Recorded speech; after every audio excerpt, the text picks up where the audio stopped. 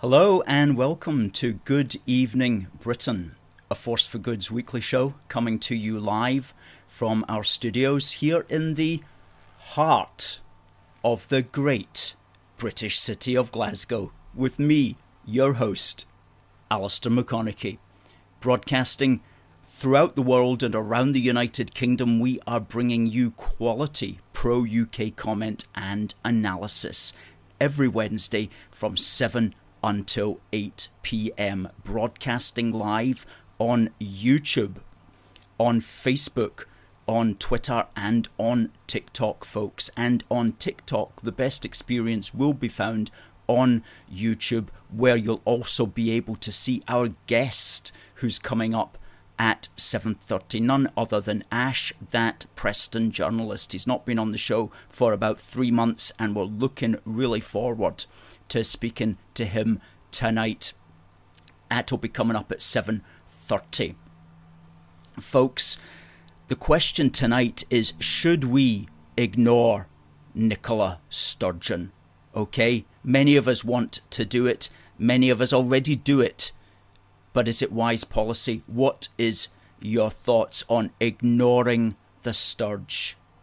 Okay, ignoring the Sturge. Do we ignore it, or do we cater to it? Okay, that's going to be the theme this evening, ignoring Sturgeon. MN says, evening all, just wanted to start by saying ignore Nicola Sturgeon. Harry Brown says, hello Unionists and AFFG on this lovely evening. An absolutely lovely evening also here in the great British city of Glasgow. And Marlene says, defo ignore. Liz Park says, yes, of course, ignore. And Kenny's calling in from East Kilbride.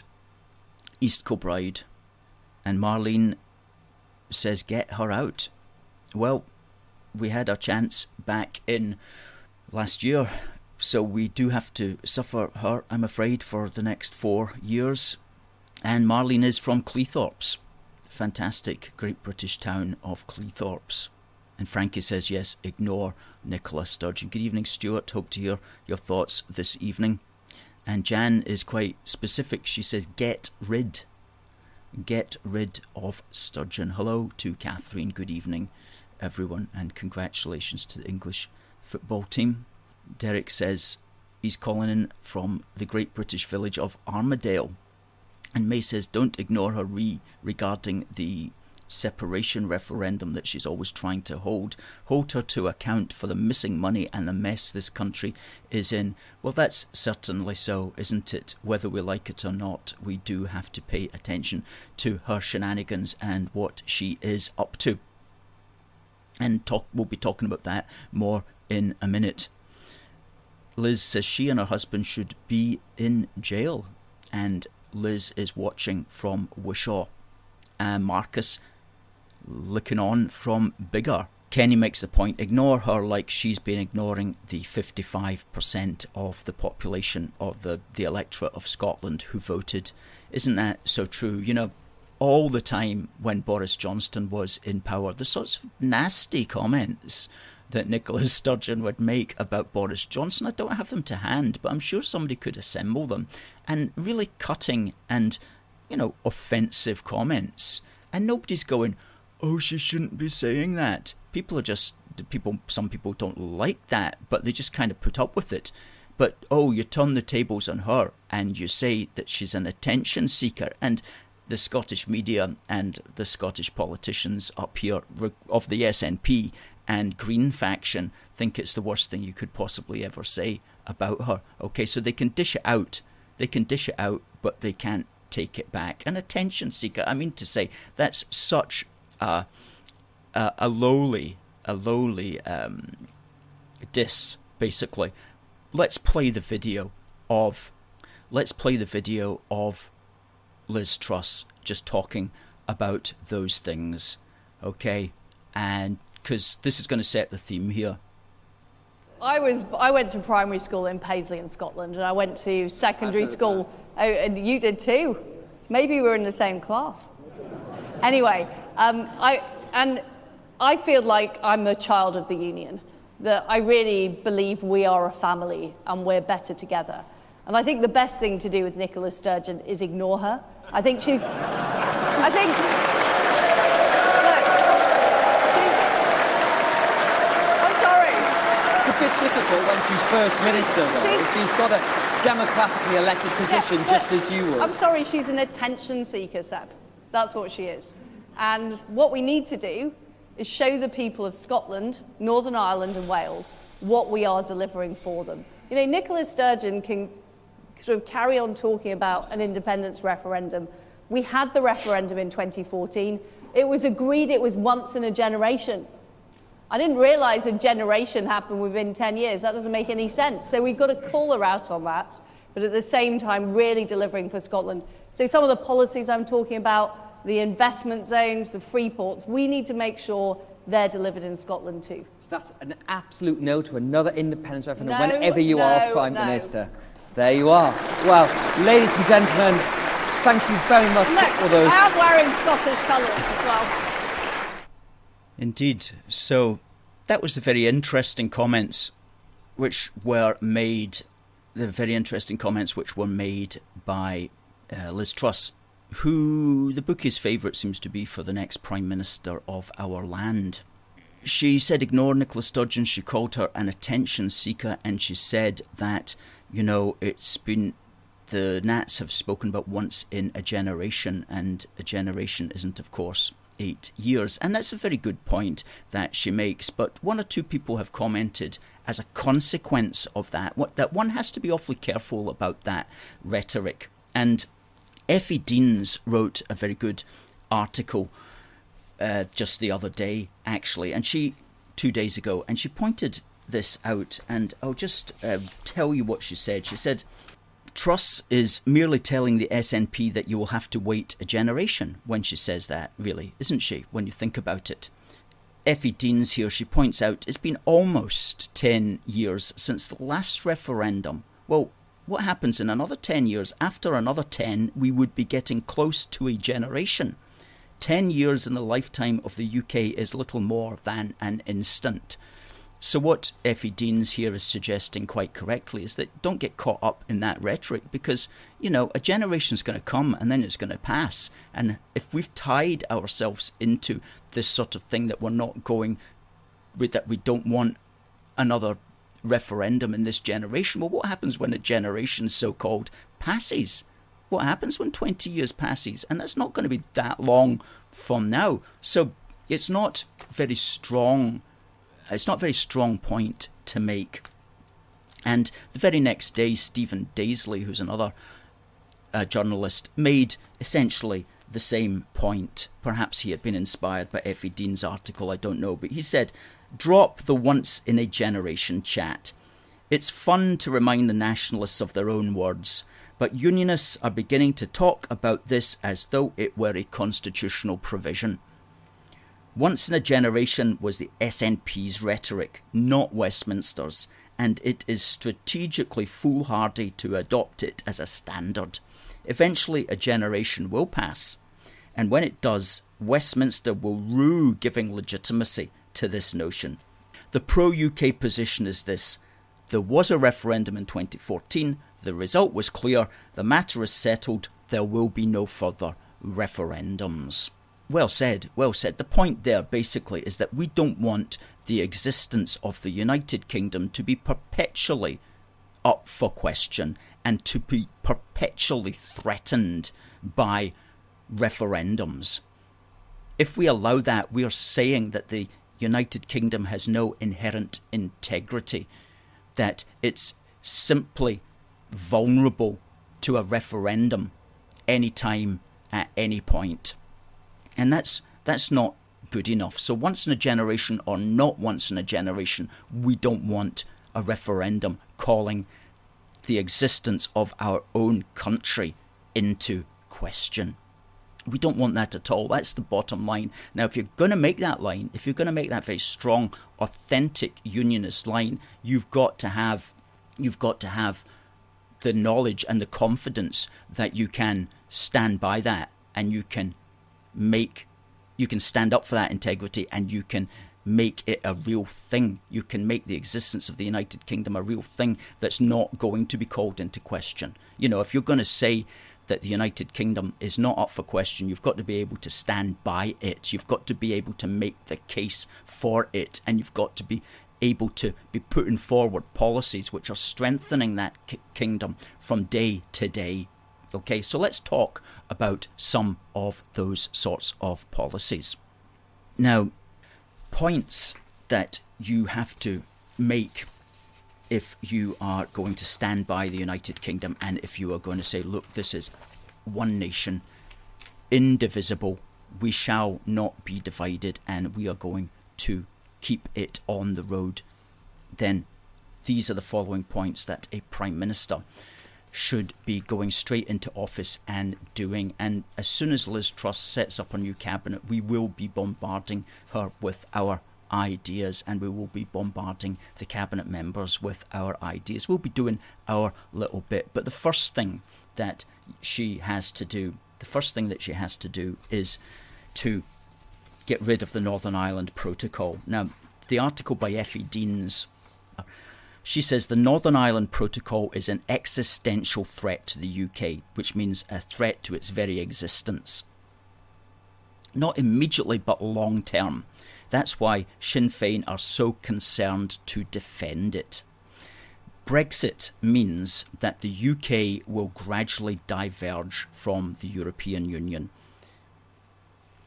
which means that separation for the SNP will be harder to achieve, because it would mean that Scotland would have to diverge greatly from the remainder of the UK in order to join the EU, which would make issues such as trade and the border between Scotland and the former UK much more problematical than if the divergence between the UK and the EU were just small. However, at the moment, because Northern Ireland remains in effect a part of the European Union for economic purposes, and because Northern Ireland has to follow EU regulations, then any divergence of the rest of the UK from the European Union increases the divergence between Northern Ireland and the other parts of the UK.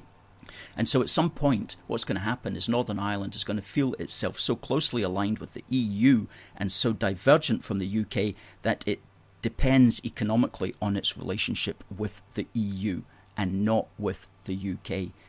And it's at that point that Northern Ireland, de facto, as Effie Deans says here, unifies with Ireland because they each follow the same EU regulations. So the next step becomes a matter of course. So the Northern Ireland Protocol is actually a very big threat to the Union of the United Kingdom, and the new Prime Minister who comes in with his or her new broom is going to have to sweep that protocol away. That's the first thing. That's the first threat to the long-term future of the United Kingdom of Great Britain and Northern Ireland. Get rid of the Northern Ireland Protocol. It must be treated, as Effie Deans says here, as a threat to the existence of the UK and treated accordingly. And perhaps Truss understands this. So that's the first thing. The second easy win is, as we've always said, is to stop the British civil service in Scotland promoting separation. Now, if a law, and it will have to be a law, is passed to stop that, then that will really cut the wheels from under the Scottish National Party, because they depend upon the millions of pounds that are coming in order to pay the British civil service to write all these white papers, to do all this research, to put all this propaganda out there. Okay, so you stop that, and that's going again to derail the SNP. And we spoke about this. A law to stop the civil service pushing the Indie agenda. Now, Lord Foulkes has been doing a yeoman's work in the House of Lords promoting this idea, and it's time. It's time. Sometimes in the politics of societies, certain moments come along when it's time to do all these changes, and this will be one of them when we get a new Prime Minister who has to come straight in and do those two things: ditch the protocol, stop the British civil service promoting separation. The third thing is to change the devolution settlement. Okay, you need to change it from what it is at the moment to basically, at the moment, everything, the Holyrood, everything is permitted unless it's written down by Westminster. Okay, so Holyrood can do anything, can pass any law, any policy, unless it's written down as reserved. And even then, it's not very clear. That's why we have them going off to the Supreme Court for clarification. Utterly absurd. It should be crystal clear what Holyrood can and cannot do. So the so-called devolution settlement has to be changed so that only that which is written down clearly is permitted. We can't have this situation where we don't know if they can do it or not. All you need to do is check, is it written down as permitted? If it's written down as permitted, you can do it. If it's not written down as permitted, you can't do it. That's the settlement that should have been in place from the start. But it's not the one that we've got. And the fourth thing to do, and Effie Deans as well touches on this, is to integrate economically. Okay, as she says, use British public spending to integrate each part of the UK so that it depends on every other part, so that separation is a stupid thing to do, because every part of the United Kingdom and all the businesses and so on are wound in together closely. As she says, make trade deals which it would be disadvantageous for firms in Northern Ireland or Scotland to ditch. Do everything you can to treat the UK as one country rather than four. And that's economic integration. That's what we need. And of course, we also need social and cultural integration. And again, in our magazine, Do More Together, we've spoken about over 102 different ideas for social and cultural integration, and you can get that from our shop. Let's put up the shop link there so that you'll be able to get it. Now folks, we've got a guest coming in around 10 minutes, who is the great Ash, that Preston journalist. Christopher says the devolution settlement needs to be tightened up. Indeed. Adam wonders how Nicola will respond to Lizzie's comments. Well, she'd made some sort of silly tweet there. We can get rid of that shop thing. She made some silly tweet, but I can't. It wasn't anything special that I can remember. Paul gives a reasoned thought here. He goes, it's a dilemma. Perhaps we should not make personal comments about Sturgeon, as the SNP will seize on them to further division. However, we still have to be firm and truthful also. That's absolutely certain. Hello to Richard. Marcus says he would like to see devolution abolished in Scotland, Wales and Northern Ireland. That's what he wants to see in his lifetime. Derek says that he wants to see the House of Lords abolished and replaced by a House of Nations. Well, we've thought about that one, Derek, but our fear would be it would simply just, a house dominated, if it, say the Scottish contingent would be made up probably in the same proportion as the Scottish MPs in the House of Commons. And so the danger there is that it would really just be almost like duplicating the House of Commons. But it needs a bit of thought, that one, definitely. But there's certainly things that could be improved with the House of Lords, or at least the second chamber, put it that way. Stephen says it's pointless to try to get the SNP to stick to their devolved remit. She just ignores anything that she doesn't like. That's absolutely correct. Emma says she's had a rough few days, but she'll survive, as I always do. Good. Glad to hear it, Emma. And ignore her tweets, says Stuart. Yes, that's essentially what we did with Nicola Sturgeon. Emma wants to abolish Holyrood as well. It's a considerably popular opinion among people on this day in British history, because it's important if we want to know where we're going, we have to know where we are, and we don't know where we are unless we know where we have been. And so we always have a this day in British history, because British history matters. Now, on this day in British history, on the 3rd of August in 1798, the 3-day Battle of the Nile was concluded, and this was a naval battle. The British against the French, and a decisive victory for Admiral Nelson on the Mediterranean Sea just off of Egypt. And Napoleon was aiming to invade Egypt as the first step in a campaign against British India. And as the Brits got to hear about it, Nelson pursued the French fleet across the Mediterranean and found them anchored in Aboukir Bay. And sometimes it's called the Battle of Aboukir, or usually the Battle of the Nile.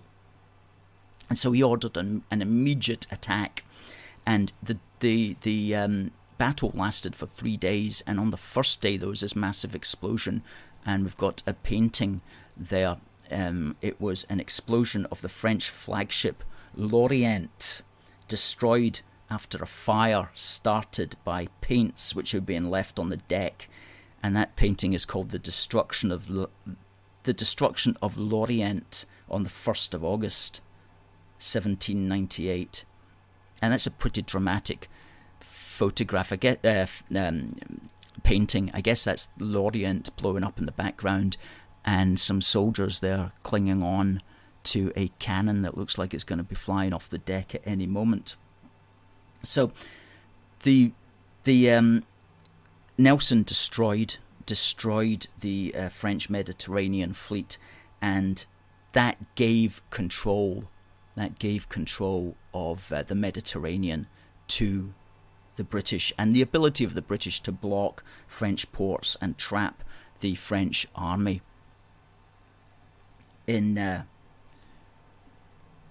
North Africa, where they were eventually defeated at the Battle of Alexandria on the 21st of March. Okay.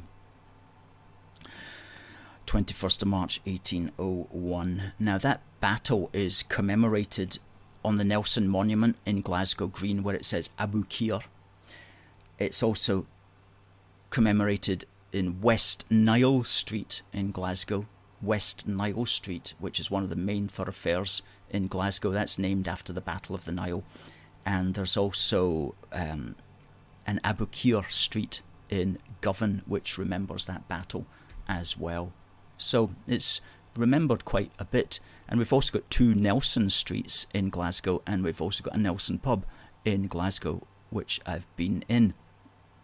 So these things are remembered, as we say in Glasgow. And talking about Nelson, discovered an interesting thing today. I finally got last March, the Glasgow City Council, they released this thing called the Glasgow Slavery and Atlantic Commerce Audit of Historic Connections and Modern Legacies, which has actually helped me greatly in identifying some of the great British elements of Glasgow, which the particular person who wrote this isn't necessarily a fan of, although I'm a fan of basically everything here. However, he gets something completely wrong. He's having a go at Nelson because of the Nelson Streets, and because of... See, he doesn't even know that... I don't know if he knows that West Nile Street is commemorated. No, he doesn't seem to. Anyway, he talks about Nelson having written a letter where he was supportive of slavery. Well, this fellow who put this together did it in March 2022. However, if he'd been paying attention, he would have noticed that way back in October 2020, that letter was revealed as a fake. That Nelson never wrote a letter in defence of slavery. It was an absolute fake, as this article points out. And This article appeared in the Mail on the 13th of October 2020. And we at A Force for Good actually interviewed the vice chairman, I believe, of the Nelson Society for our Yo Britannia Christmas crowdfunder for half an hour on this very subject. And we'll put the YouTube podcast link. We'll put the podcast link up in the thread there, where you can hear the truth of the matter, that Nelson never wrote a letter supporting slavery, and in fact it was a fake. But that's not known to the person who's written the official audit for Glasgow City Council from an anti-Nelson point of view. Well, you'd think he would have at least got his facts right on that, since it's totally public knowledge. You don't even have to go into a library to find that out. Please welcome our guest this evening, Ash, who is also known as That Preston Journalist. Evening, Alistair. You well? I'm very well, Ash, and you're coming through loud and clear. Great to see you, and thank you very much. You're in a different studio today. To be honest with you, if you want the truth, I've been rushing around after work, and I've just had to literally jump on, that's all. So that's all right. It is. Right, well thank you. Same room, just different background. All right. Well, thanks very much for being a guest. We haven't had you on for about 3 months or thereabouts, and always happy to have you on. I know that you've always got a lot to say. In fact, I mean, you're knocking out videos like once a day, basically. Was that basically your schedule? Because how is it? I mean, how do you do that? Like, do you say, right, between 7 and 8, I'm going to do a video, or do you just do it when it comes to you? So I do 4 videos a day covering different political topics, and then basically some are pre-recorded, so they might be a day old, and then they'll go out the next day to try and keep ahead. Because if I tried to do it 4 a day and work at the same time, I wouldn't be able to do it. So it's got to be done sort of like the night before, if you will. But then if something just comes to me, like you said, I'll just literally record it on my phone and put it out there. Right. What, using, do you do it live, or? No, I'll just pre-record it on my phone, then just upload it to YouTube from my phone. Right, good. Well, I mean, I noticed that you get hundreds and hundreds of views within half an hour. And, I mean, you put out one just like, you'll get 2,000 views within an hour, and you'll get like 300 or 400 likes. I mean, that's good going. There's no question about that. It's very good going. No, it is good. So well done for everything that you do. Have you made one about Liz Truss and her statement about Nicola Sturgeon about being an attention seeker? Yeah, it went out yesterday, I think it was, and I made the video. I actually think it's a good thing that Liz Truss is saying these things. It's nice to see Westminster finally showing a bit of backbone and paying a bit of attention to actually what's going on north of the border.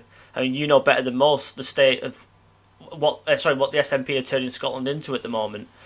And let's just hope that these 2 candidates, whichever one wins it, I suspect it's Liz Truss that's going to win it, but whichever one wins it, they actually stick by their promises. And Rishi said he'll bypass Holyrood altogether for a lot of funding, which would be a very good thing, because obviously the money would go straight to the councils who know what their local areas need. Whereas Liz Truss has basically said, well, I'll just ignore these cries for a referendum and get on with the day job, if you will.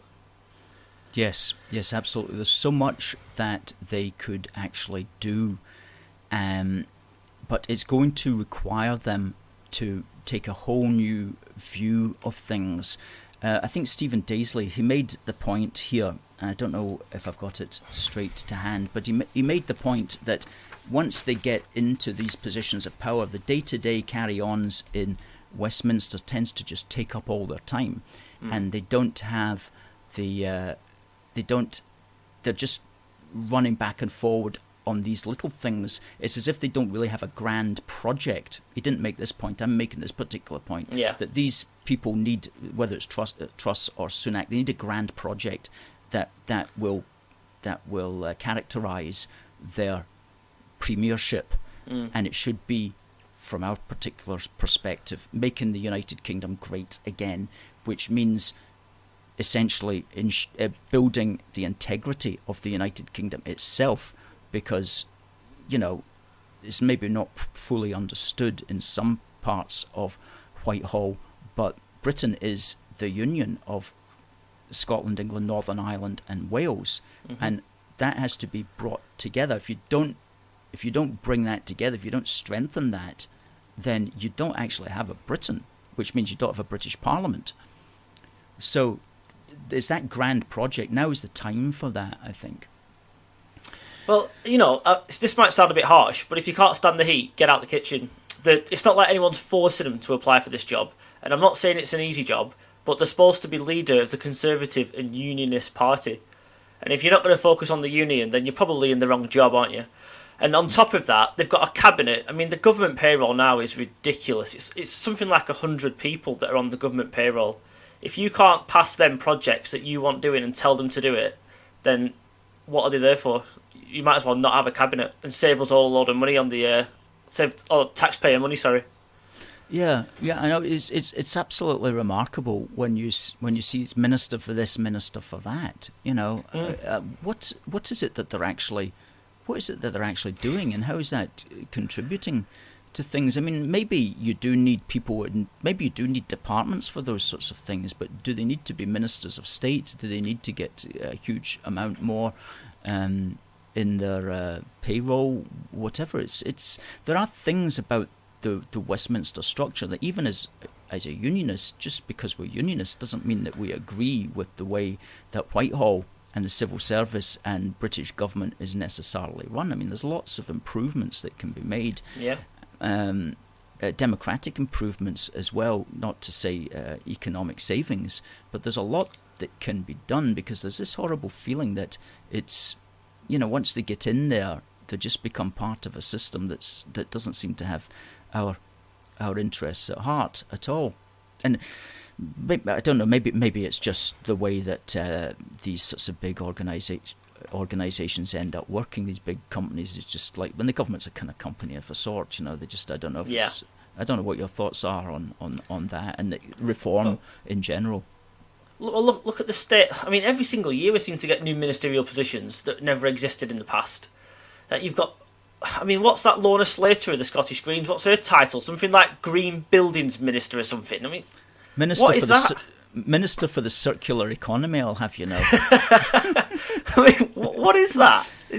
Sounds like an employment minister to me. What's the difference? Yeah, I looked into it. I think it's got something to do with like recycling. You know how that's theoretically recycling. You know, it goes in one end and comes out the other, sort of thing. A bit like her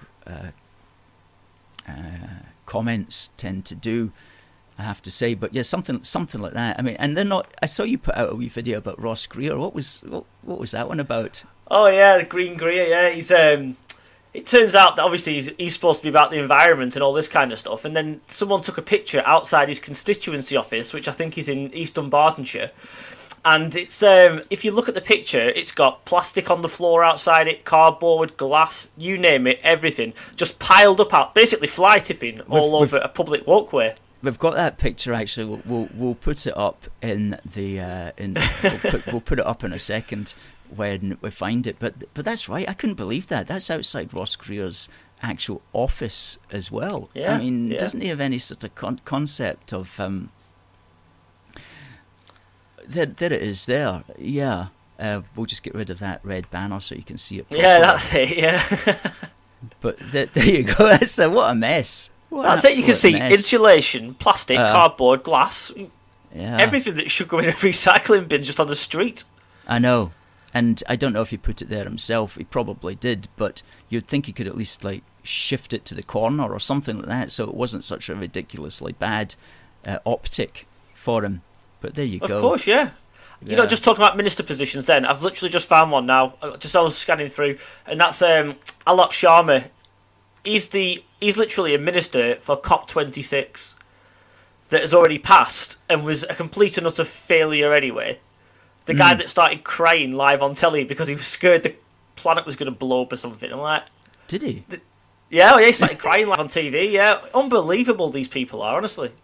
Yeah, that's terrible. That's absolutely terrible. Considering that the whole COP26 thing was just, in my particular view anyway, was just the whole thing's actually like a sham. It's just like another fear mongering thing to get people scared of, And the system's doing this all the time. Just going back to COP26. They had this big march, of course, and myself and a couple of colleagues videoed it, and we counted it. And it was easy to count in live time because it wasn't packed in. It was really just a matter of going at that and making a note, 100, and there was 13,000 exactly, give or take 1 or 2% margin of error. But oh no, the media had already decided there was going to be 100,000 on it. And they were saying there's going to be 100,000 people on this march. And then the next day it was 100,000 people came on the march. However, our organisation filmed it and counted it. And the video is up there for anybody who wants to count it on our website, aforceforgood.uk. And so that was another big hoax. Because when they say there's 100,000 people in Glasgow marching for the climate, normal people would think, well, that's an awful lot of people who seem to be really concerned about that. But when they actually find out, no, it wasn't 100,000, it was 13,000. And of those 13,000, virtually all of them were incomers. Like, they weren't Glasgow people. There would be a few Glasgow students, a few hundred Glasgow students, and assorted people like that. But beyond that, it was all just people had come in from worldwide over for that. into Glasgow, on private jets, of course, as well. Oh yeah, no doubt. Joe Biden came in with something like a 50-car, what do you call them, cavaliers? Is it when they're all going together down the road, like a convoy, if you will? And these people use more carbon in a day than me and you would use probably in a lifetime. Oh yeah, absolutely. They can't be that bothered. Absolutely, that's right. Absolutely. So. I mean, do you have... I've noticed you've been making 1 or 2 videos. Would I be right to say about the Great Reset? Or maybe not making videos about it, but having...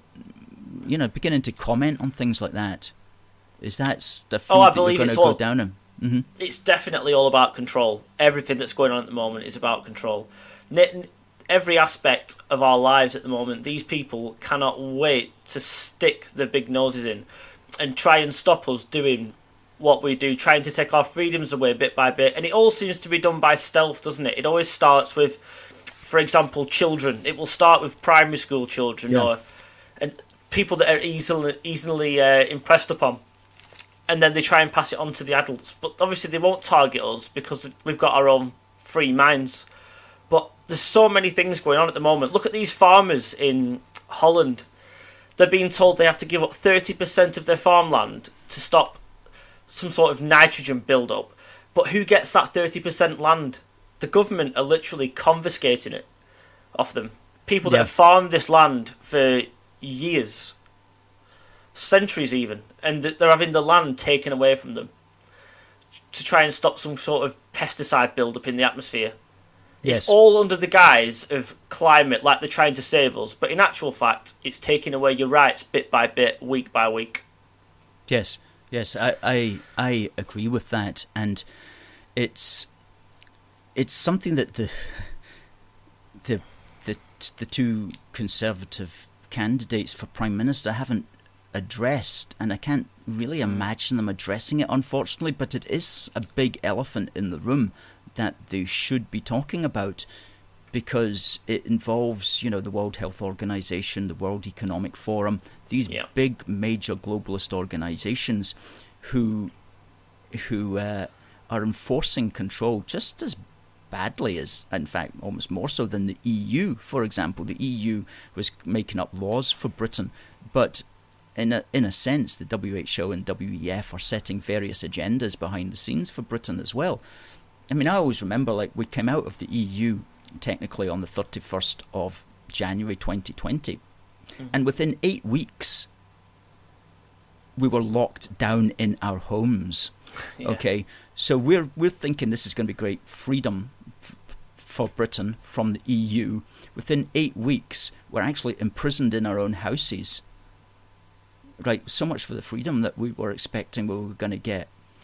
And so it's almost like if you were a conspiratorial, which I'm not, but if you were, you would say, oh, they're so angry that Britain left the EU, we're going to punish them now by enforcing WHO and WEF diktats on them so they all stay at home.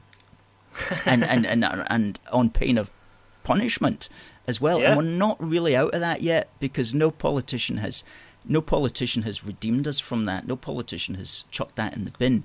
They've all just let it lie. Just let it lie there. They've look not at the consequences. I don't want to get you in trouble with YouTube, but look at the consequences. Look at the debt this country's in now. Look at the state of our economy. Look at the cost of living rising all the time. People that literally cannot afford to eat 3 meals a day. This is all as a result of basically half the world at least destroying their own economies quite willingly, borrowing huge sums of money they can't afford. Rishi wants to keep taxes up because he thinks he can start paying the debt back now. At least Liz Truss is going to keep taxes down a bit and pay the debt off whenever we can, because let's face it, we can't afford to pay it off because, as I just said, people are struggling to heat their homes. And when it comes to winter, some people are going to be in for a very, very tough winter indeed, and the government is in no small part to blame for all this. In fact, all 4 nations, the devolved administrations as well, are all to blame. Oh, it's absolutely incredible. I live on my own, and my utilities bill, which is marked Scottish Gas, was £44 a month. Now, I don't use much electricity or gas, to be frank with you. Okay, I use electricity for the computers, and I use gas like once a day when I'm cooking my evening meal. But I hardly use the heating ever, apart from a couple of months in the winter. And it's still 44 quid. It's probably too high. I'm on some kind of direct debit. I got it in the other day. It's gone from £44 to £88. It's doubled. Unbelievable, doubled. Now, most people actually do live day to day, week to week, month to month pay packet, and to double your utilities bill is criminal. Yeah. And it's who do I blame? I blame Boris, I blame Nicola, Sturgeon, and I blame the Green Goblins. All of these people together, and COP26, all of these people said that the cheapest form of fuel, which is so-called fossil fuels, was bad, and that they're not going to promote that or seek new fossil fuels or dig them out the ground or frack or do anything that would actually keep us warm and keep us fed and so on. We're going to go for them straight away. We're going to go for the highest price, most awkward energy we can possibly find. Yeah, and that doesn't work anywhere. No, it's absolute madness, and dangerous as well, and cruel to the people of the country. You should be aiming for what's called energy independence. Every country should aim for it. Just go ahead, yeah. That fracking site, the only one in the UK, is literally about 5 or 6 miles up the road from me. And there was no earthquakes. There was one small tremor, I believe, that was it. Nothing happened. And they were successfully fracking for gas. Some people find it controversial for some reason, but they won't find it controversial when the bills quadruple in October again. But we should be opening coal mines now. We should be fracking now. We should be getting as much energy as we can out of the ground and storing it, because, my God, we're going to need it. And families in this country are going to need it. And you look at people like Centrica, for example, that own British Gas. You look at, who was the other one? Shell have just announced record profits. And they're all paying huge dividends out to their shareholders. But if they can afford to make these profits, why aren't they lowering the prices a bit? Well, that is a good question. And, I mean, do you have an answer to that? I mean... It's greed, isn't it? It's got to be greed. That's the only thing I can think of, anyway. I can't think of any other reason. Yeah. Maybe as a result of the windfall tax, which I always thought was a bad idea anyway. Maybe now they don't want to put the prices down. Nelson has a comment for them. It is money grabbing, it is. And... Unfortunately, there's not a lot we could do. They'll say it's a global price, which I suppose it is. But these people are making such huge profits. And as I said, we're being expected, or they want us to put £15,000 heat pumps in our homes that nobody can afford. Oh, don't get me started on that as well. That's madness, and that could be coming. And I mean, there's a comment there. Sandra says the two Greens are only ministers for nothing to make sure Sturgeon never loses a vote in Holyrood. It's well, that's scandalous. right, isn't it? Yeah. That's why they've got such meaningless job titles, isn't it? Yes. That's right. And so, if one of talking about making Britain great again, if either Truss or Sunak was to come forward and do something about the energy crisis in the United Kingdom and have a plan for energy independence, which would require going back to fossil fuels, then they would have huge support. Yeah. But have their minds become so warped? While they might be good on other things, in some people's opinion, have their minds become so warped against cheap energy that they would never think about that? Because, whoever is going to be the Prime Minister is going to be facing some big challenges.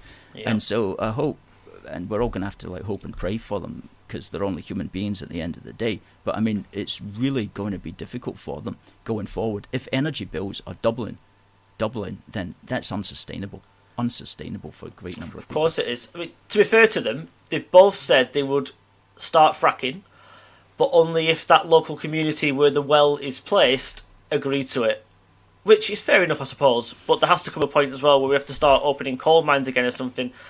And we're actually shutting down places in this country that provide nuclear energy, and then planning to build something like, I think it's one a year for the next 10 years or something like that. But then there's lots of people saying we don't want nuclear energy on our doorsteps and stuff. And the fact is, we're going to have to keep using these fossil fuels at least until there's enough nuclear power plants to power this country. In my opinion, that is the way. Nuclear is the way forward, because it's clean, it's efficient, and it's pretty cost effective once it's up and running, although it costs a fortune to build the actual plants themselves. Mm-hmm. That's the way we're going to have to go, I think, if they want rid of fossil fuels altogether. Yeah. There's at least having an idea like that, and at least presenting it with us and saying this is how it's all going to work out.